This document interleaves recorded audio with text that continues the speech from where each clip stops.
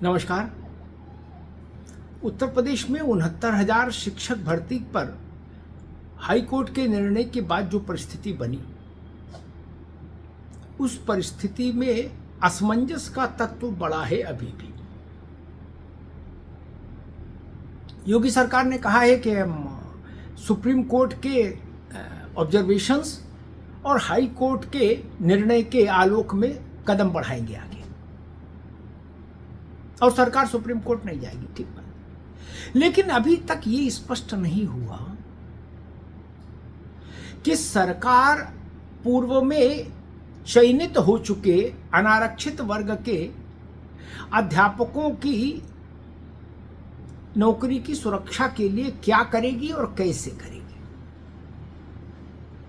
और इसी के चलते ये संभावनाएं जताई जा रही हैं कि अनारक्षित वर्ग सुप्रीम कोर्ट जाएगा, और इसी के चलते आरक्षित वर्ग के भीतर यह संशय है, ये शंका है, ये आशंका है कि एक बार जिस चीज के लिए वो 4-5 साल से संघर्ष कर रहे थे, सड़क पर थे, उस चीज को लटकाने, वो चीज फिर लटक जाएगी इस मसले के सुप्रीम कोर्ट जाने पर।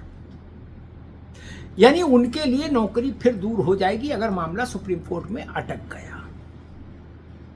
इसलिए मैंने कहा इस पूरे परिदृश्य में असमंजस का तत्व बड़ा है, अनिश्चितता का तत्व बड़ा। होगा, सब होगा, अच्छा होगा, एक ऐसा एक स्वीपिंग रिमार्क है। लेकिन वो सबका अच्छा होगा, सब अच्छा होगा, कैसे होगा, कैसे होगा का प्रश्न बड़ा है उत्तर प्रदेश में। और अब जो परिस्थितियां बन रही हैं उनसे एक बात समझ में आ रही है कि आरक्षण का यह मसला राज्य में 10 विधानसभा क्षेत्रों में होने वाले उपचुनावों में निर्णायक मसला भी हो सकता है। जी हाँ, सारी चीजें एक तरफ, 69,000 शिक्षक भर्ती में आरक्षण का मसला ये एक तरफ। ऐसा भी हो सकता है कि इस मसले का ताप अन्य मुद्दों से ज्यादा दिखाई दे राज्य के 10 विधानसभा क्षेत्रों में जहां उपचुनाव होना है। संभवतः अक्टूबर के अंत में या नवंबर के आरंभ में उपचुनाव हो ही जाएगा। तो जो स्थितियां बन रही हैं और जिस ढंग से ब्यूरोक्रेसी चलती है, उससे लग रहा है कि अभी चीजें और उलझेंगी। सुलझने की स्थिति अभी कम समझ में आ रही, क्योंकि सुलझने का एकमात्र रास्ता, सरकार सुप्रीम कोर्ट जाएगी नहीं, ठीक बात है। अनारक्षित वर्ग के अध्यापक भी सुप्रीम कोर्ट नहीं जाएंगे अगर उनको सरकार ये भरोसा दिला दे कि आपकी नौकरी इस तरह से सुरक्षित रहेगी। जो 4 साल पहले टीचर बन गए उनकी नौकरी कहीं नहीं जाएगी, आप ये भरोसा दिला दीजिए, वो काहे को सुप्रीम कोर्ट जाएंगे।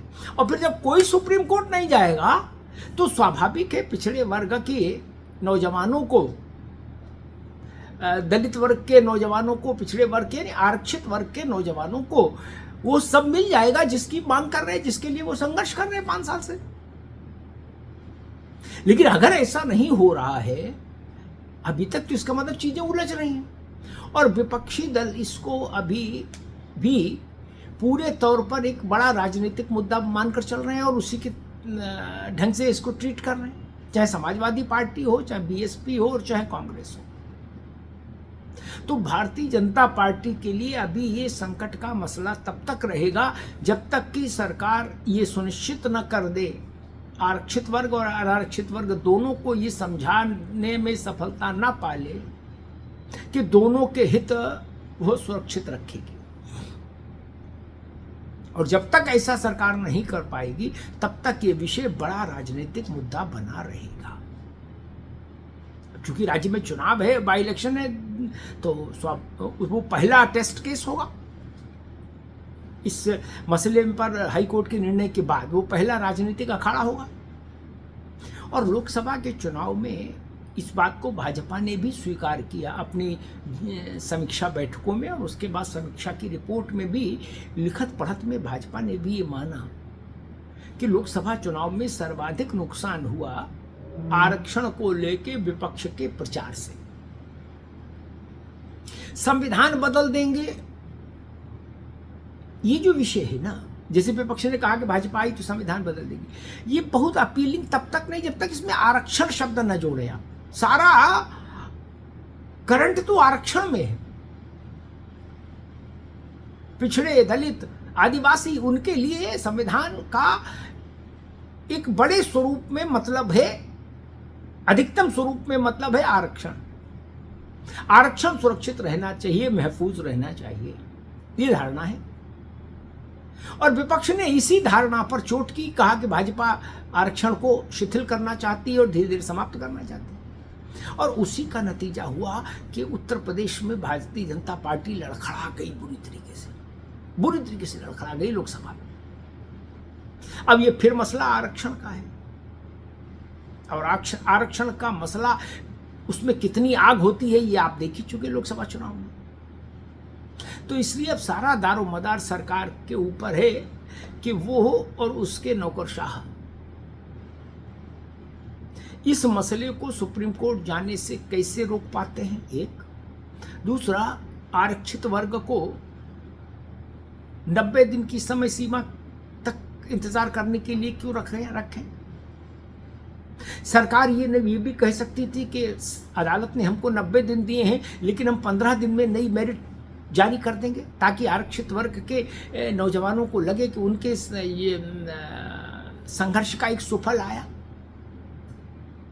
और अगर अधिकारियों ने इस पूरे प्रकरण को 90 दिन तक टालने की कोशिश की कि हम तो जब 90वां दिन होगा, 89 डेज तक हम कुछ नहीं बताएंगे किसी को, जब 90 डेज वाला दिन आएगा, 90वां दिन होगा, उस दिन हम पत्ते खोलेंगे, क्योंकि हाई कोर्ट ने कहा कि 90 दिन में करना। तो ये रास्ता भी मुश्किल हो जाएगा। राजनीतिक तौर पर ये तरीका भी भाजपा को नुकसान दे जाएगा, क्योंकि आरक्षण का मसला सबसे ज्वलंत मसला होता है और सबसे गंभीर मसला होता है, और उसकी राजनीतिक चोट सबसे मारक होती है। ये हमको मंडल कमीशन की सिफारिशें जब लागू की गई थी, उस समय जो कांग्रेस ने राजीव गांधी की लीडरशिप में रुख लिया था, और उसके बाद से कांग्रेस का जो पराभव हुआ कि कभी 272 कांग्रेस ने अपने दम पर उसके बाद नहीं पाए, कभी नहीं पाए। ऐसा लगा कि शापित हो गई कांग्रेस। सिर्फ राजीव गांधी ने मंडल कमीशन के सिफारिशों को लागू करने के विरोध में अपना स्वर खड़ा किया था, तो कांग्रेस ऐसी शापित हो गई कि उसके बाद उसने लकड़ी से भी 272 छूने में सफलता नहीं पाई। इसलिए ये मानने का पर्याप्त कारण है कि आरक्षण राजनीति का सबसे बड़ा और सबसे ज्यादा व्याप्ति वाला कारण है। और उत्तर प्रदेश में आरक्षण का मसला इस बार फिर से तूल पकड़ चुका है।